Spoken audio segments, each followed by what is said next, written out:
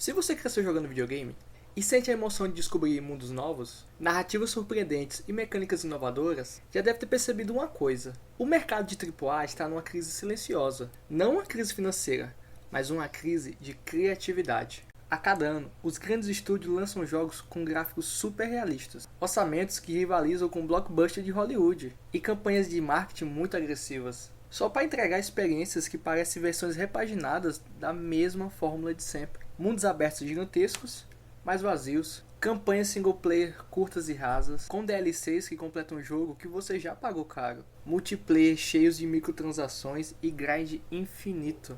Parece que tudo virou uma esteira de produção. Os jogos são lançados quase no modo automático. São bem feitos? Claro, mas são memoráveis? Nem sempre. E o pior, com o tempo o jogador vai ficando anestesiado. Você joga, zera e nem lembra mais da história uma semana depois.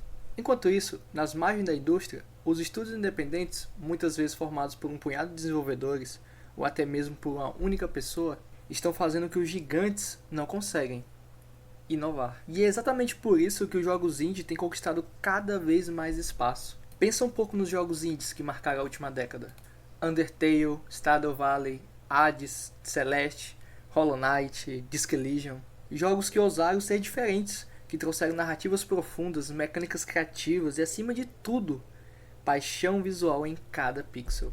Enquanto as grandes empresas focam em engajamento e monetização, os indies estão preocupados em fazer algo importante, algo que seja inovador.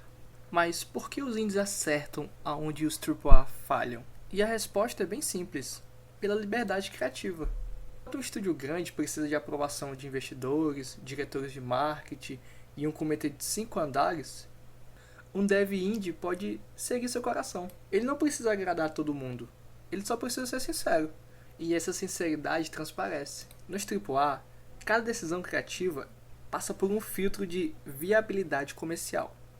Um personagem, uma mecânica e até o final da história pode ser alterado porque não testou bem com o público-alvo, ou não se encaixa na estratégia de monetização. E o resultado?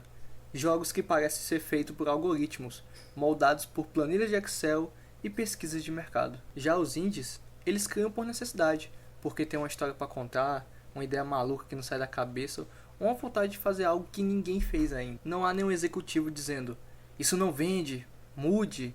Não há medo de arriscar.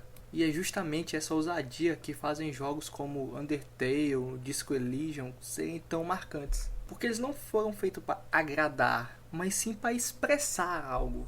Outra vantagem crucial é o custo. Um jogo indie não precisa de milhões para ser rentável. Ele pode arriscar mais e experimentar mais também. E se der certo, ótimo. E se não der, bola para frente. Muitos dos maiores sucessos indies começaram como projetos nichados, sem pretensão de virar um grande fenômeno. Stardew Valley foi feito por uma pessoa durante anos. Hollow Knight surgiu de um pequeno time da Austrália. Celeste começou com um projeto de Games Jam.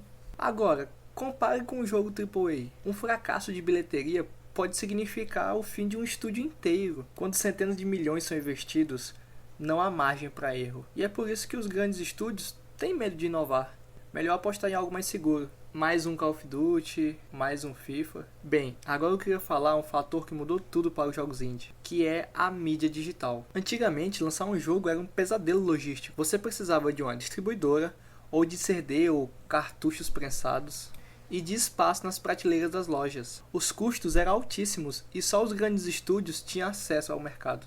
E hoje, qualquer pessoa com talento, tempo e paixão pode publicar um jogo. Steam, Epic Stories, Xbox Live, PlayStation Network e até a Nintendo eShop. As portas estão abertas. Basta um clique em publicar e seu jogo está disponível para o mundo inteiro. Isso permitiu que as vozes únicas fossem ouvidas, que experiências diferentes chegassem a teus jogadores. Que um garoto do Brasil, uma desenvolvedora da Polônia ou um estúdio independente do Japão pudesse competir com os gigantes da indústria.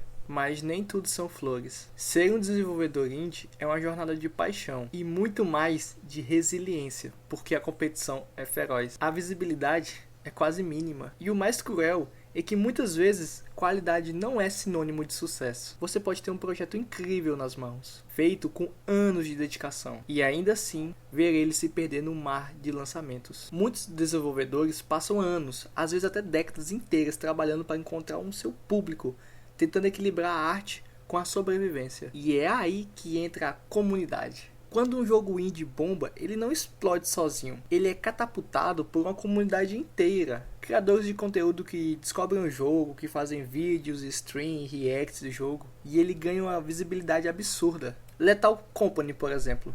Um jogo indie de terror cooperativo que explodiu quando os criadores de conteúdo perceberam que suas partidas caóticas eram hilárias de assistir. O jogo não precisou de publicidade. Os vídeos engraçados foram a publicidade.